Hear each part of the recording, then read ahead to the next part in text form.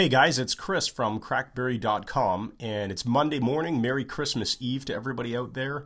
And I wanted to record this video as a way of going through some of the comments, a lot of the comments, in fact, on the posting that I did on Thursday night following RIM's Q3 reporting. And there were so many questions, so many comments. I thought I would come on here, do a screen capture video, and add some value that way. So let me know what you think. If you like this format, I can do it more. So I'm not going to go through every comment, but I'll do my best to go through the ones that I think are the most common, the common questions that keep coming up over and over. So the first thing is I want to address this idea of service revenues drying up. How are service revenues going to dry up? Is Biz going to be free in 2013? Well, unclear, but it does certainly seem to me like that is going to happen for the most basic of users. So let's say that you are in, I don't know, let's say you're in an Asian country right now and you're paying $10 a month equivalent US dollars for your BlackBerry data plan, which is a Biz plan. Now the carrier is probably paying, let's say, so I'm going to take off a subtraction, $2 to $3, something like that. I know in Indonesia, for example, I was told by one carrier contact they were paying about $2. So that goes to RIM. And then as a result, the carrier's profit is only $8. Now, when you're talking about features that Apple and Android are offering anyway without charging this fee here, so this is the fee that goes to RIM that gets cut away, and the carrier obviously makes more money selling an Android or an iPhone plan on a everything else being equal, obviously. They make more money selling competitive plans than they do selling BlackBerry plans, so the world is changing. So RIM's portion of that fee is going to drop significantly. If you read the transcript, for example, on Seeking Alpha, you'll see it's very clear. Torsten's prepared comments say that a lot of users will pay a reduced or no fee at all. So hopefully that answers that question about what's happening with Biz. Okay, it's worth pointing out here, one commenter suggests that in the past, most of RIM's profit came from service revenue. That's not true. In the past, when RIM was growing, they were generating the vast majority of their revenues from hardware. In fact, they still are, but it was a higher percentage of their revenue back in the day.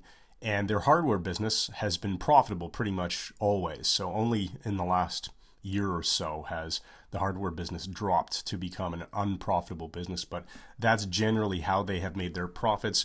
And this was a response to this question up here about where does Apple's money come from. Clearly Apple is making its money on hardware. I think everyone knows that. Okay, so here we have some interesting discussion going on. The stock market doesn't appear to believe Torsten when he says that service revenues are not going away. Clearly that's the case, because otherwise the stock wouldn't have dropped the way it did. I do want to just clarify, if you read Torsten's prepared remarks, it's very clear that he's talking about positioning RIM in the enterprise market so that Bez is where they're going to get more of their money. So the enterprise server, traditionally they have gotten a high monthly fee on that. Used to be, $7 to $10 a month. It's probably less than that now, but that's still where the highest revenues come from. Not on a percentage basis, but just on a dollar basis. Per Bez user, they get more money than per Biz user. So if you look at the ratio of their users, most of the users are Biz users. So I'm guessing it's like 80%, something like that. And the Bez users are something like 20%. And I wrote about that in the article. So it's these guys who are going to be seeing, sorry, my drawing is not very good, but it's these guys who are being pressured, or the carriers are pressuring to reduce those fees. Whereas the Bez, that I think is going to transition to what we call a software as a service model, and the enterprise will pay directly to RIM. And I think there's still a good opportunity for that money to come in. But if you read the prepared remarks, you can really see it's clear that service revenues aren't going away. RIM is focusing on the enterprise, and then I'm not really clear on how they're going to focus on the consumer market in terms of generating those fees, but that's what's going on. So it is accurate for Torsten to say service revenues are not going away. But keep in mind, a CEO's job in part is to sell and keep the message alive. So he's not going to want to be overly bearish and start breaking it down in fine detail and telling you that the vast majority of revenues might be under significant pressure. He's just not going to do that. That's what the analysts are out there for, to calculate. So I hope that makes sense.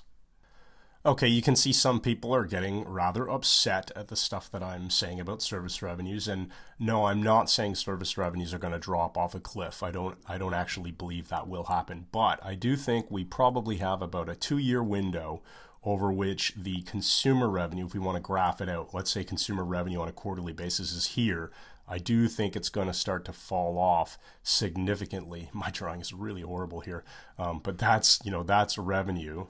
And that is time. So as time goes on, let's say over about a 2-year period, I think we're going to see a dramatic fall off as the market moves from, a BB7 world to a BB10 world. And obviously in a couple of years, I think we can all agree, RIM's going to put in place plans to launch lower cost versions of BlackBerry 10, etc. So no, we're not going to see it drive off a cliff, but in the long term, when we look at the significance of that revenue, if it starts to dry up over a couple of years, they only have a couple of years to fight back really hard and do a good job of profiting from other areas of their business, including selling hardware. So I hope that makes my argument a bit more clear. So here's a comment that pretty much sums up what I've been, again, my drawing sucks, but here's a comment that sums up what I'm trying to say. This really has nothing to do with legacy carrier data agreements with RIM.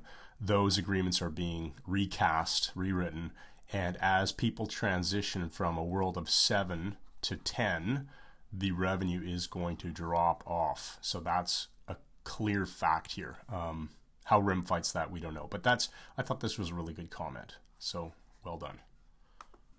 Okay, now one comment that I saw a couple of times. Here's one example. This isn't. This is the first one in the thread. Maybe not the best one because there was some other that went into more detail. But the discussion here is: can RIM license its operating system to make back some of that revenue that they're going to potentially lose as service revenue dries up? So I want to put this in perspective because I don't think licensing is the answer. They are generating, I think it was 972 million, if I remember correctly. Call it $1 billion a quarter. That's per quarter right now from service revenues. And I am of the view that, I'm just going to round it here and call it something like 500 million is going to be under pressure. So that's the number that I think we're looking at losing over the next couple of years, depending on what RIM does here.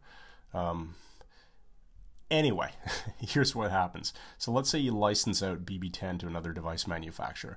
And let's say you license it at $10 per phone. And you get 10 million phones per quarter shipped with licensees. Well, as you can see, the math implies there that would be like $100 million, right? So I think that would be a pretty successful case in terms of licensing to other manufacturers. And it would really only be I don't want to say a drop in the bucket, but it's a small offset to the potential service revenue that RIM could be losing. So yes, licensing is a nice idea, but I don't think it's going to counteract the magnitude of the weakness that service revenues are going to be facing. Okay, here's another, same guy. This is another really good and important comment. So in another way of looking at it, if RIM didn't have these service revenues today, they would be in a boatload of trouble. They would not have had the cash to fund this turnaround. So when they don't have, if they don't have it in a couple of years, then essentially you're looking at a business that is at the mercy of making money from hardware. They have to make money from hardware or from other means. I keep saying this. I'm not going to close my eyes to the idea that they could generate more service revenues, more other kinds of revenues from the whole machine-to-machine market, so the M2M computing market. All of these things are opportunities for RIM down the road, but we need to see them execute on those opportunities. And right now, it looks like they're transitioning to a business model where they have to make money on hardware and they're going to make money from BES. And from the consumer, other than hardware sales, it's unclear where the revenue is going to come from. Okay, now here's a discussion that came up quite a bit in the thread as well, and it's the idea of BIS fees, or basically the RIM service fee, being buried in the bill. So the example here is TELUS, or pretty much all the Canadian carriers. They do not charge different amounts of money for a BlackBerry data plan versus a any old data plan that you'd use on an Android or an iPhone. So that goes back to the argument I made earlier. I won't repeat it again, but suffice to say that carriers make less money on RIM data plans than they do on iPhone or Android data plans, all else being equal, which isn't necessarily true because obviously RIM is more efficient. But I think the cost of bandwidth is pretty darn low, and therefore the carriers just make less money if they sell a BlackBerry plan, because behind the scenes they have to feed RIM. Now here's a comment that shows it isn't a hard and fast rule. Not every carrier in the world prices things exactly the same, but there are some carriers where if you're on a BlackBerry, you're going to pay an extra fee directly. You're paying it to the carrier, and the carrier's handing a lot of that money to RIM, but you're paying more for a BlackBerry plan. In many cases, it's because you're on a BES plan. So there are still a difference. There's a difference between a BES plan and a BIS plan. And so, of course, if you're on a BES plan, and that is a sustainable business, I think what's going to happen is those data plans, that extra fee goes away, but the enterprise pays directly to RIM now that money, which I already said. So just to restate the obvious. So here's a perfect example of a comment that addresses the unknown. We don't know what RIM is going to do in the future to generate services from consumers. And this obviously provides some insight from somebody who was at an event where RIM gave a presentation. We just don't know what RIM is going to be doing to monetize, but obviously their plan is to create some sort of new services that they can sell to consumers, that they can bill for. Whether they're billing for them directly or whether they're billing through the carrier, I don't know. I don't really care. But if they can do that, then I think it solves a big part of this potential problem. But again, it's an unknown. Okay, so let me wrap up this video by boiling it all down into what I think is the critical argument here. So RIM has about $1 billion in quarterly revenue from services. Probably about 50% of that, and I don't know all of the numbers, obviously RIM doesn't disclose enough for me to know for sure, but let's say, so that is $500 million per quarter that could be under pressure, mostly from BIS. So as the fees for general BIS use go away or go down substantially, what they'll be left with is BES. So how do they counteract that? There's a few ways, obviously. One is BlackBerry 10 sales. So I'm talking about the hardware. This is obviously going to be much more expensive. We're probably talking about $550 for a device compared to the traditional BlackBerry 7 stuff, which is much cheaper. So that is the near-term upside. If they can sell those, they will generate profit. It's going to much more than offset the decline on this stuff. This is a relatively slow decline. And I say slow meaning like, let's say 2 years.